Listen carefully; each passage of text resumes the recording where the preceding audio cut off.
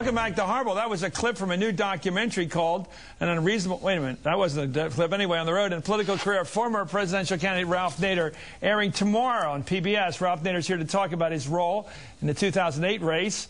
Nader's also the author of The 17 Traditions. I have to ask you about your book, first of all. Yeah, you owe an apology to my mother, wherever she is, bless her soul. You said in 2004 that she never gave us sweets when we were growing up. This is 17 ways my mom and dad raised their 4 children in a factory town in Connecticut in the Depression, World War II. And it's extremely valuable for parents today with young children. It's the only book I've ever written that everybody loves.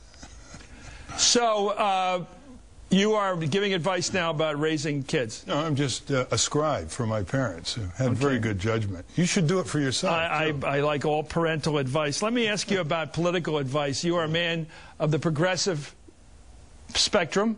Is there anybody in this campaign you like the looks of that can win so that you wouldn't have to run? Like, for example, let me run through them. Do you like Barack Obama?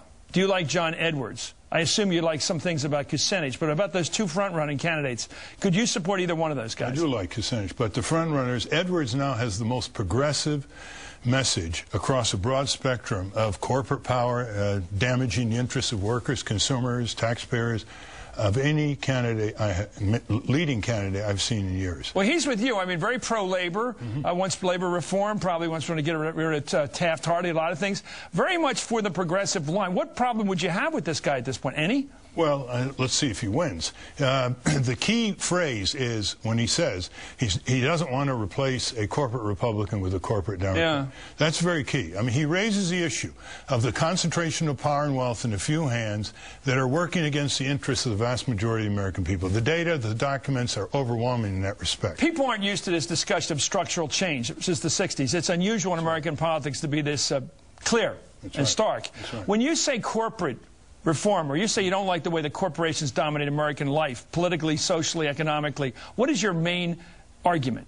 The main argument is what 72% of the American people told Newsweek, Businessweek rather, in 2000, that corporations have too much control over their lives. That means they have control over their jobs, they can ship them abroad, they can give 47 million workers non-living wage, 1 of every 3 workers, they can block any kind of health care for all Americans, which results in thousands of deaths every year who can't afford health care, according to the Institute of Medicine. They can distort the public budget, huge military expenditures, half of the operating So what's budget. the alternative to corporate power? Sovereignty of the people. It's people taking back their government. It's people cleaning up campaign corruption, making sure the votes are counted, putting public funding for public campaigns. It's empowering workers to form more unions. It's controlling Congress, 535 people who put their shoes on every day like you and me.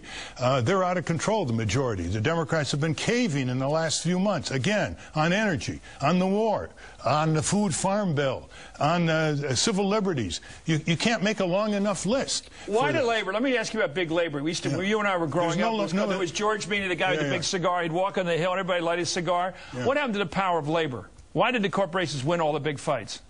Because you don't hear of any big strikes anymore. The labor, you know, we can live with the writers' strike, but in terms of big structure of American industry, nobody's ever striking. The laws in the NLRB are very obstructive, more obstructive than any other Western country for workers forming unions. Then comes NAFTA, WTO, that reduces or strips the workers of bargaining. Creating a global labor market and everything else. And all the resources. You guys in this factory in Louisiana, you want to start a union? We'll be over the border. We'll be in China in a few months. So that's how it works. That's how it works. And the other thing is, well, what happens when you're tough on corporations, and that's what you do. You're a reformer. But what happens when Chrysler, this is what I worry about, when the Chryslers sell their companies to Cerberus, to some equity company that has absolutely no personal responsibility or corporate responsibility for workers' retirement, for the health care of an 80-year-old guy whose family worked 3 generations for a company making cars. What happens when that happens? Won't we wish we had the corporations back again? Yeah, no. Well, actually, the private equity are stripping shareholders and investors of any power over them. I've got to ask you, we talked about your book, 17 Traditions, by Ralph Nader. It's available in bookstores, right? Yeah. Okay, let me ask you about politics. A lot of Democrats, not on the left, center-left mainly, blame you for the last election because your numbers were so damn high in Florida. You got almost 100,000 votes in Florida. You had a success down there. You did promise beforehand you weren't going to go into contested states, right? I didn't. Didn't you promise that? No, that's what that movie will show you beyond any reason. You never promised that. No. What I said was it's a 50-state race. I wasn't going to have any favors. By the way, Gore won in Florida. Lots of people think Gore won in Florida, including reporters in your profession. Well, it smelled like that when I was down there before the election, but he didn't get the numbers. And by pushing Gore to take more progressive policies, unlike what Lieberman wanted him to do, social scientists have concluded that the Green campaign got more votes for Gore than by pulling him over to the left, you think you succeeded in making him more attractive to the middle? That's been documented. Every time he went out after the oil, drug, insurance companies. Yeah, he did a lot of that. He was trying to catch you. His polls. There's no doubt. You were pulling around 9%. He got you down lower than that because he was pulling from the left, right? I know what he was doing, but a lot of people think that pulled him away from the center. No. Basically, it's a false assessment of what happened in 2000. You repeated it again in the intro, which you should be ashamed of. No, I'm not ashamed of it because the original draft was much tougher. The other thing I wrote most people, obviously many people. I'm talking every time I talk to a real Democrat, in other words, somebody who's really kind of person who works for the Democratic Party, they blame you. They're quite clear about it. That's because they don't want any competition. They want a monopoly of liberal and progressive voters. What's new, right? I mean, it's the same thing that you see. Then you're admitting you're splitting the vote.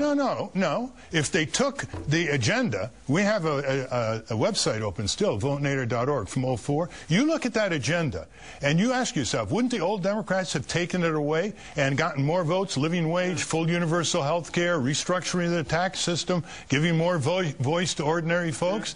They didn't. And that's the reason they lost. But if you got robbed of an election, you felt you'd been robbed like Gore, and you saw a guy like you as an attractive man of the left and have gotten 100,000 votes in Florida, 20-some thousand in New Hampshire, you'd say, wait a minute, I had my votes shaved.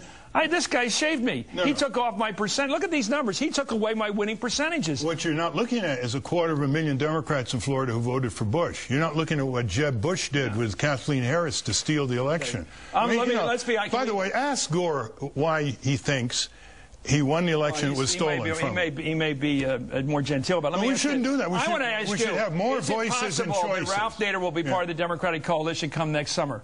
That it's possible that the nominee is Barack Obama, for example. Is there a plausibility that you will be out there endorsing him come next November if he were the nominee? No, because he doesn't have the agenda. If Edwards wins, if he wins the whole nomination, and he doesn't back off, as they do when they win a nomination. For Green Party support. Well, the people in Iowa and New Hampshire have to ask themselves one question. Who's going to fight for them? You don't think Barack's got it? It's enough that millions of voters vote for politicians who vote against their interests. We've got to get over that. Okay. This issue is about the voters. You have now excluded Barack Obama from the progressive coalition. He's excluded himself by the statements he's made, unfortunately. He's a lot smarter than his public statements, which are extremely conciliatory to concentrated power and big business. Okay, thank you. The name of your book is The 17 Traditions. It's about how my parents raised their 4 children. Is very helpful to parents today, and tomorrow the movie. Good. The movie's called The Unreasonable Man, An Unreasonable Man, and you've pride in that title. Well, it's not my title, it's not my movie, but it'll motivate. Are you an unreasonable man? It'll motivate people to become more active. One of my heroes, Ralph Nader, despite what you've just seen. Up next is